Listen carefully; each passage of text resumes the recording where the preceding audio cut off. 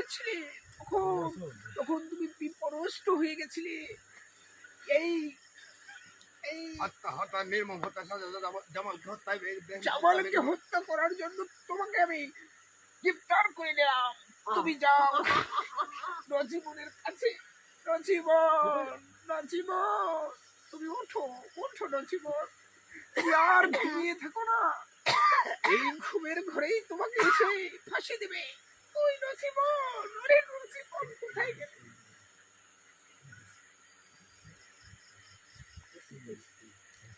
আমার নুরুল খেজে এসে পড়ে গেছে। তা হবে না, হবে না।